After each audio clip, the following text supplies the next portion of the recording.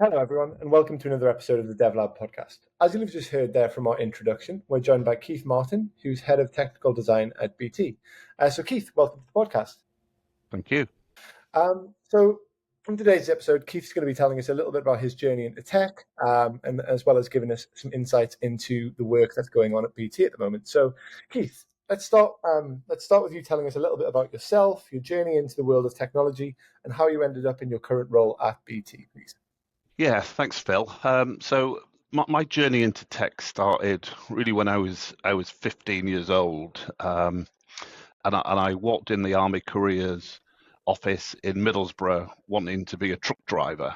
And when I got into the Army Careers office, I told them I wanted to be a truck driver. They put me through a number of tests, and they said, no, you're not going to be a truck driver, you're going to join the Royal Signals. And that's where I stayed for the next 12 years, really getting into voice communications, satellite communications, and using those technologies on the move, which was really quite interesting. I joined BT about 20 years ago. So you can do the maths on how old I am. Joined BT 20 years ago. Have had a fantastic 20 years here in BT. I've been part of the Olympics where I saw BT use lots and lots of technology on the 2012 Olympics. And here I am now, finding myself leading a team of 1,100 designers servicing our customers globally. Fantastic. So, yeah, not the traditional route into technology. What skills do you think your military background have given you to kind of help you in your career journey at BT? So I think I would break that down into 4 different areas. Leadership, the amount of skills that I gained in the Army from a leadership perspective was absolutely fantastic, and whilst I've had to adapt the leadership style a little bit over the last few years, having that base foundation of being able to lead teams, absolutely fantastic. Adaptability, there's nothing better than being in the Army sometimes, and you really do never know what tomorrow's going to bring. And yeah, I could go on for hours about those stories, and it's the same in BT. Every day is potentially a different journey depending on what's happened the night before on our customers' networks. So resiliency is another one. Facing adversity, bouncing back stronger. Didn't always get it right in the Army. Don't always get it right in BT. It's that ability to bounce back and not let the failures really take you down. Yeah. And I think the final one is attention to detail. It's so important that you're looking at the minutiae, because the minutiae could be the difference between our customers being able to access their money, flights, benefits, or not. So it's really important that I drive that mentality into the team about attention to detail. Fantastic. We've spoken to a few service leaders recently, and I think that is a common trend. Certainly the adaptability, the resilience, and the attention to detail is something that comes up time and time again. So, I mean, anyone out there listening that is hiring at the moment, I think certainly there are a lot of programs out there that promote hiring service leaders, helping people transition once they've come out of the various different services. So I think it's certainly a hot topic at the moment, and something that a lot of companies should be looking at. And for anyone out there listening who is, considering a move into technology or any different industry, I mean, these are the sorts of life skills that, will stand you in good stead in any career that you kind of try to go down. Yeah, and I think it's really important just to build on that. At the moment, the team that I'm running in BT, we're absolutely hiring. We're hiring service leavers and not service leavers, and the skills that we talk about is in the network space, in the voice space, in the contact center space. I don't necessarily need people to have every single one of those skills. It's the will to learn, the will to adapt, the will to put the graft in to learn the skills quickly, And we've got jobs all over the UK in lots and lots of sectors, which could see people doing some really, really interesting things over the next few years. What sort of trends are you most excited about in the evolving landscape of connectivity and cloud technology at the moment? Yeah, it's interesting, and I've given this one a lot of thought, and I could talk much about what we're seeing right now and how we've seen the evolution over the last few years, and I've kind of decided to go with a very different answer. Is the trend that I'm seeing is the unknown. We are things are evolving at such a pace that what we see as normal today it could be legacy in days. So it's one of the really, really exciting things about being in the role that I am is that the trends are evolving fantastically quickly, and we're having to keep up with that. And what are we training for tomorrow? Well, I don't know, because I can tell you what we're training for today. We're training for cloud, we're training for edge, we're training for global fabric. We're using AI to help us on that journey. What's gonna be around the corner? Who knows? And that's really what keeps everybody kind of on their toes and really excited for the future. Fantastic. Look, and I think that harks back to the resilience, the adaptability that we've already kind Yeah, of absolutely. Yeah. touched on in the ever-changing landscape of technology, new tools coming out that can boost productivity and all these different things that you've kind of mentioned. Having that resilient and adaptable mindset is absolutely crucial. So, I mean, how do you ensure that your team is delivering solutions tailored to kind of customers' unique needs and business problems when you have this ever-changing landscape? Yeah, it's really about developing relationships with the customer. The relationships and the customers that we have been evolving over a long, long time. So, it's very rare that we will go in and talk to somebody for the first time about their networks, and they're generally conversations that have been nurtured for a long, long time. So, it's so when we're having the conversation, it's absolutely about understanding their requirements, and trying to cut through the the the multiple conversations that they might have had with different vendors over the last 1, 2, 3 years. What problem are you trying to solve is one of my favorite questions. You then collaborate, and I've and here we are now talking over technology.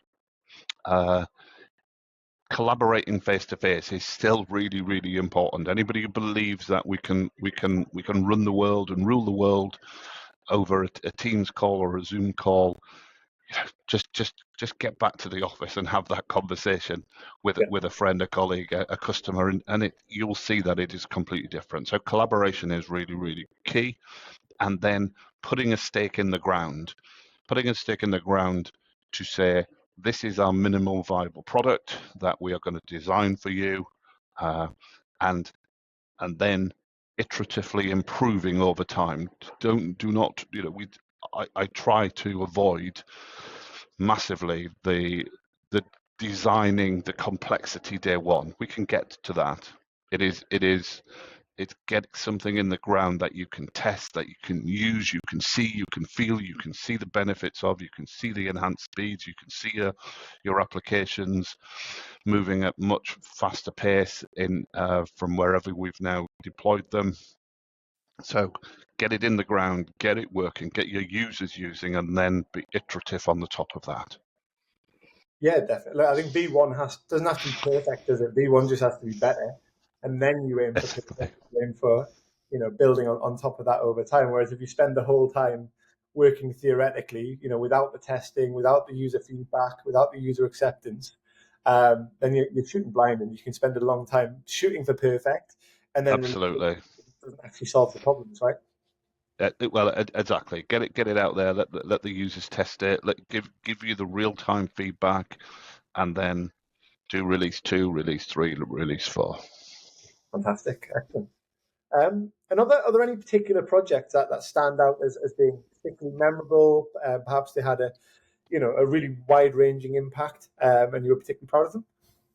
I think there's probably two that, and one of them wasn't really a project. So I'll go with the first one.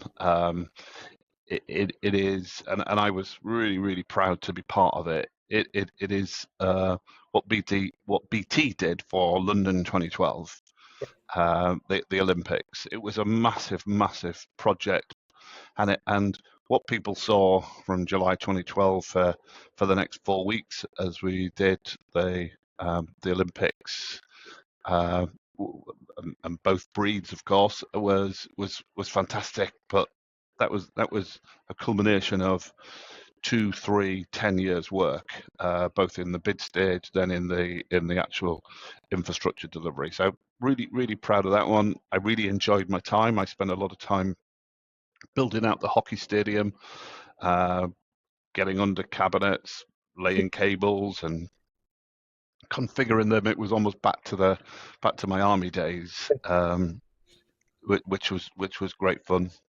So that one was really good, really positive. A few years ago now, time does fly. But one closer to home, and I think closer to the present day, was the reaction that my team brought to COVID 2012. To COVID. Yeah. What we saw there is everybody was instructed, right, work from home, and that means millions of people who were in the office then needed the ability to work from home, and that infrastructure just wasn't there.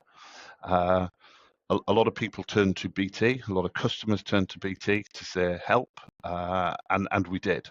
Yep. A lot of organisations needed additional infrastructure putting in, and they almost needed it done overnight.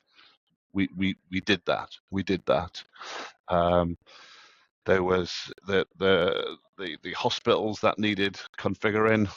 We did that. We put additional phones in. We put the infrastructure in. So I think that's probably the one that if I look back in recent years, we had a team of about 1,000 people who worked 24/7 to uplift infrastructure, deploy new hardware, be that physically or software, in order to keep the world turning, keep the world operating, keep all of the government organisations, financial industry working, so that people could get access to and still be working for those organisations. Fantastic. Look, and I think those two projects, probably encapsulate the range of projects that people could expect to potentially work on at BT. You've got the very proactive, very positive, London Olympics, which was a fantastic opportunity for people to be involved in something so spectacular, so positive. And then you've got the other side, which is almost that crisis management. Okay, we really need to react to this. We need to make sure that, like you say, the lights stay on, that businesses can keep delivering in. So it's that reactive to it, reacting to a negative, to then be part of the team that helps to fix the problem for the long run. So I think, again, anyone listening in that's thinking about that next career move at BT, I think those two projects really highlight the impact you can have in very, very different, very disparate ways. So no, thank you very much for sharing. How has your perspective on leadership and career development evolved over your 20 years at BT? Yeah, I touched on this earlier. From my time in the military, it is about giving. The vast majority of the time, it's about giving orders. You go on an exercise, you have to give orders, Yes. and you need to come from a level of authority to give those orders. You've got to have the right rank. You've got to be respected in that rank, and people have got to trust you, right? Because they're going to put their life on the line on the back of those orders.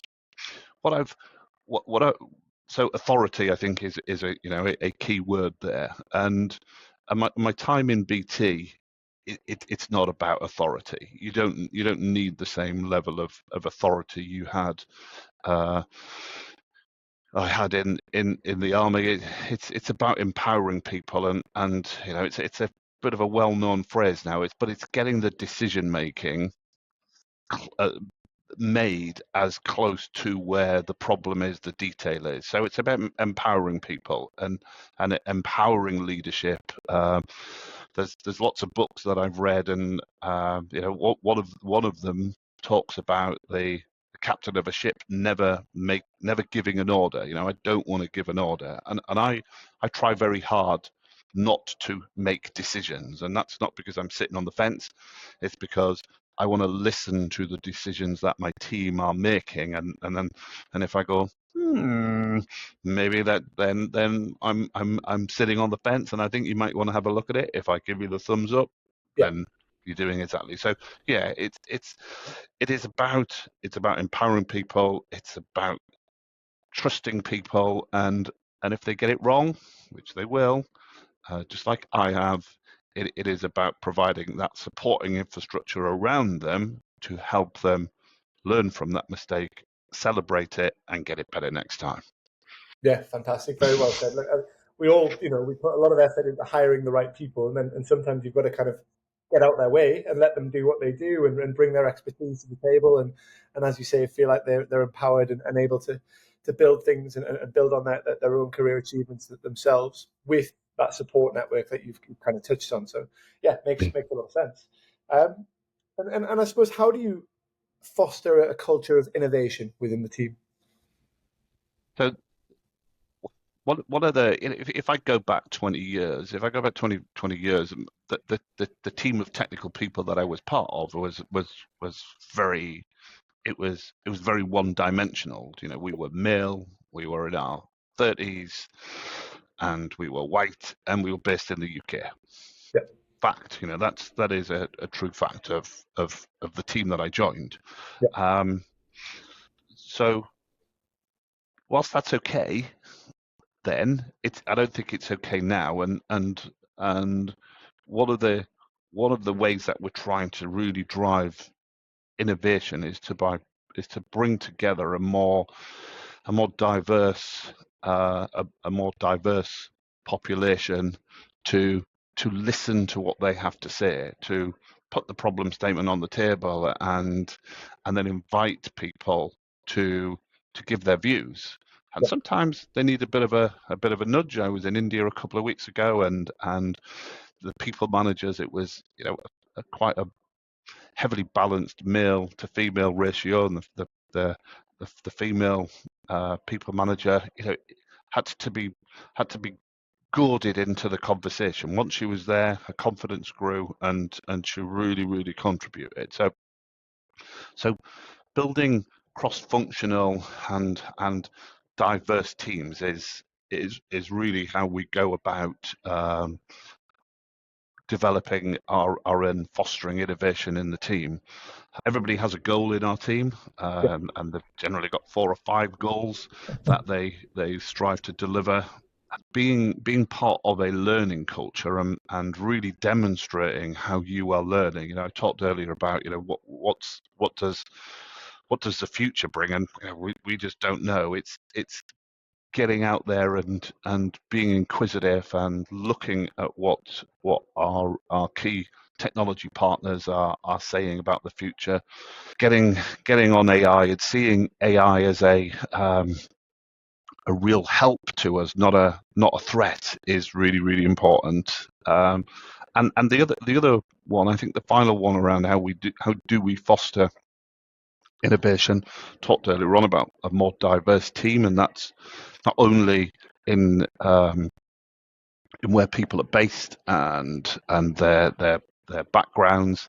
It is about their age as well. We've got within the team, just in the UK, we've got 50 what I would call early careers. So they're in the first 2 or 3 years of being in BT. It's such an uplifting thing to see, given there's a lot of people who've been in BT for like myself 20 years. Having those two groups together is is really good most of the time, and how you do really foster that and how you do make it really good is you get one to mentor the other, and it's not always the the 50-year-old guy mentoring the 25-year-old, the male female. It is, you do a little bit of peer-to-peer mentoring as well. Builds relationships. It helps each other understand each other more, and really does when you're then in a meeting talking about a customer, it gives everybody confidence to know that they have a voice, and not going to be closed down because I'm 22, 23, or I'm not going to be closed down because I'm in India, not where the rest of the team are. So yeah, that's kind of some of the techniques that we've used over the last few years, and getting better. Still some work to do, but I have a dream of bringing that 50 up to 100. If I'm brutally honest, I want to see more youngsters coming into the team from diverse backgrounds, diverse cultures, who put that mix together. I think it's a great set of ingredients to foster innovation even more than what we're doing right now. Yeah, look, it definitely sounds like creating a collaborative, supportive environment is something that you've put a lot of thought in, and I'm sure obviously not just yourself, other leaders within the business, and everyone within the business. It sounds like you're really keen for everyone to have a voice and contribute, regardless what stage they are in their career, or as you say, what background they come from. How do you balance the kind of the fostering of innovation with delivering on customer commitments? Is there a tension there, or are those things that kind of go hand in hand? Yeah, there is sometimes a tension, but ultimately the customer will win. I'm non-negotiable on if we've committed to do something for a customer, then we must do it. We then, once they're delivered, we can deliver some time to innovation. So we use CI a lot, continuous improvement. We baseline how good we are at delivering something, and then CI it as much as we can to take time out. And if we do, as a team, take, we've taken a day here, a day there off the end-to-end process. What I will do with the team is I will almost do a profit share. That if you've taken 2 days off the end-to-end timing to deliver a solution, then I'll take a day and we'll bank that, and then I'll give the team a day that they can then use for innovation within the team, because it's almost self-fulfilling there. The more you do that, the more you're going to get, the more you get. So that's kind of how I like to I like to kind of keep the team motivated and keep it so I'm not banking all of the benefits. We do a profit share, they have some, and I'll have some, so we can again take on more work, which makes us more profitable. Yeah. But then also, as you say, has that big focus on innovation, on collaboration, and on learning and development as well. So over time, you then feel the benefits of that. People become more skilled. They've got more knowledge. They can bring more to the team and more to the table. So yeah, all definitely seems to fit together very nicely. Staying focused on the team just for a second, and you might have already answered this with the pandemic, but what is the thing you're most proud of that your team is as a company? So I was gonna talk about the pandemic because we did a lot, but I think the thing that I'm really most proud of, having kind of had a little bit of time to reflect, is we run an initiative within the team called Going for Growth. Now, some people will hear that and say going for gold. And then link it to the Olympics. I promise you, it's not. It's going for growth, and this is where we almost turn every single one of our designers into a pseudo salesperson, without actually being a salesperson, because we're a design team, we're a technology team, but using those facts that we're a design team, a technology team, we will see risks that customers do not see. Yeah. And we can then do one of two things. We can stay quiet, and then if one of those risks triggers, go, well, I knew that was going to happen. Or we can build on the relationships that we've got with customers and really point out some of the risks that we're seeing, be it devices end of life, be it devices that are not resilient, sites that have gone up the criticality list from a customer perspective, but are still only running on one link or one device. There might be two links going into one device, so there's single points of failure. Yeah. So going for growth is about where the team sees these problems across our customer base, and then points them out to the customer with the help of the salespeople, who can then commoditize what the risk that we've seen to be a commercial offering for BT, and then sell that to the customer. The customer knows about it. The fact that we're moving to that stage, it's, they're comfortable that they want to buy the additional resiliency, mitigate the risk, and that's been deployed over the last 2 years from really a standing start of nothing to this year. We put about 110 million of ICV through the books of BT by identifying these risks across our customer base and turning those risks into an opportunity, turning it into a sale. And what we're then doing is we're delivering better service to our customers because they're trusting the design team, and we're mitigating those risks. They'll have less outages, they'll have less problems, they can provide a better service to their customer. So, overarching, there's a new advertising campaign going on at the minute from a BT. We really are driving that message that our customers are better on BT. Yeah. Excellent. Look, and I think it speaks to the collaborative element that you've really seek to foster there.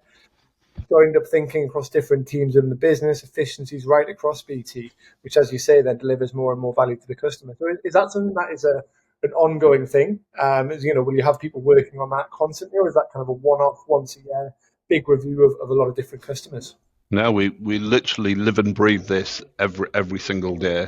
So if a customer asks us they put in a change request, we'll look at that change request and we'll say, because they may have defined the solution in there. We'll talk to them about the problem, like I said here, what business problem are you trying to fix, and look at the solution that they've kind of penned in their request, and go in with, where applicable and only where applicable, a better solution if we think there is one out there, but all in collaboration with the customer. This is absolutely ongoing. It's been running now for 2 years. Every single day we identify opportunities, we identify risks, and have those conversations, and there's a long running database of all of the opportunities that we've come up with. And I really do hope that our customers see this as a positive, because ultimately it's about the two working together, and we will identify those risks and between us then fix them. Yeah, for sure. They're helping to proactively solve these problems, and I'm sure that the sales team and different teams in the business really, really appreciate that support, and like I said, that joined up thinking as well. Fantastic. So look, final question, and then obviously floor is yours for anything we haven't had the chance to cover, anything you did want to share with anyone out there. But you kind of touched a little bit earlier when we were talking about the culture of innovation on the early careers element of your team. So clearly early careers is something that you're quite passionate about. It sounds like you very much enjoy working with people when they're starting out in their journey, and passing on some of those learnings and that knowledge that you've picked up over your career. So, what advice would you give to someone just starting their technical career, who's interested in, moving into the sort of position that you're in one day? Yeah, the first one that I would is don't be afraid. Yeah. Is don't be afraid. That there are going to be people like me across I would hope a lot of technology sectors, a lot of technology companies who really, really know that we need you more than you need us. So give it a go. Just give it a go. Once you're there, don't be afraid to get it wrong. I could write several books on some of the projects that I've been involved in that didn't quite go to plan, but the list isn't as long as it could have been because I did get it wrong sometimes. So I've learned from those mistakes and made the next project and the next project a lot better than because we're celebrating those failures. And that kind of leads into learn continuously. If we all collectively just stop our learning and thinking, I've got a job in BT, I've got a job at another company, right, that's it, that's the end of my learning. It's actually the beginning of your learning. So keep learning. When you're in there, build relationships, get yourself a mentor. Day one, find out who could be a great mentor to help you develop your career. If you become a leader, lead with empathy. It's so important. You never know what's going to go on behind those closed doors. You've got no idea. So be empathetic, be open. Never use the word busy. And there's no such. I don't really know why the word exists. Be resilient and take risks. The world is about taking risks. And if you're not afraid to get it wrong, which was the first point, and you take risks, and you take those risks together with the customer, and know when to say stop if you think you are going down the wrong path, then you can get that minimal viable product out there much earlier that customers can use, and you can then continue in the learning from. So yeah, I think that would be my little top tips. Fantastic, thank you so much, Keith. And look, it almost feels like we've come full circle as well, because I think quite a lot of those tips refer to building that adaptability, building that resilience, being prepared to put yourself out there and get things wrong at times. Like, you're not going to be more resilient if you're too scared to even take that first step. Yeah, absolutely.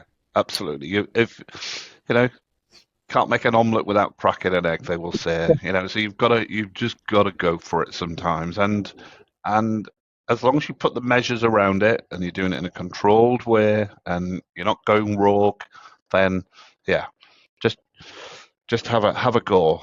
And I think that really does kind of, if I can reach anybody with this podcast who's thinking to themselves, is technology the right place for me because of AI, because of the history of what design has been historically? The answer is absolutely yes.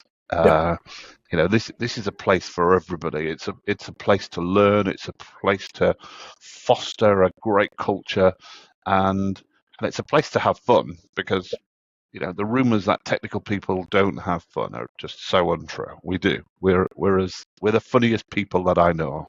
Yeah, we can certainly vouch for that. Some wise words there, Keith, for sure. Look, was there anything that you wanted to kind of touch on that we haven't had the chance to cover throughout today's podcast so far? I think if I could just do a bit of a shameless plug, there are lots of jobs being offered around the globe, in the UK and Hungary and India and beyond, to join the technical team within BT. You could find the adverts on bt.com. If you're looking down the recruitment and can't get to them, then I'll find out where this is going to be shared, and you can leave me a comment and a contact, and I'll come back to you with some details of how to get there. So we're really looking to recruit about 100 people over the next, maybe even up to 200 people around the globe into the technical team. If you think it's for you, then take that risk and give it a go. Doesn't matter what level you are, we will train the early careers and develop the more seasoned technical person to be even better. Yeah, for sure. Look, it all starts with a conversation. So I think, Does indeed. yeah, we can make sure in the description of this podcast, any of those links that Keith just mentioned there are nice and obvious. We can make sure that anyone who is listening, who's been intrigued by some of the projects that you've mentioned, the culture that you've mentioned, knows exactly where to go to find those roles at BT, because BT, again, are a company that we've worked with for a number of years now and can absolutely vouch for the kind of employee satisfaction and a lot of the a lot of the very burning reasons to join a fantastic company like BT. Awesome, thank you. Excellent. So look, thank you so much, Keith, for joining us on today's podcast. Oh, thanks for your time, Phil. It's been great. It's been good to look back, and it's good to reflect. And yeah, if this podcast has got people thinking that could BT be the place for me, and could the team that I lead be a good place to start or develop my career, then it's certainly been worth the time. 100%. Yeah, absolutely great episode, and great to get that insight into your journey, which as we kind of said at the start, perhaps isn't that traditional route into technology. So no, thank you so much for sharing. No problem. Thanks for your time. Thanks, everybody.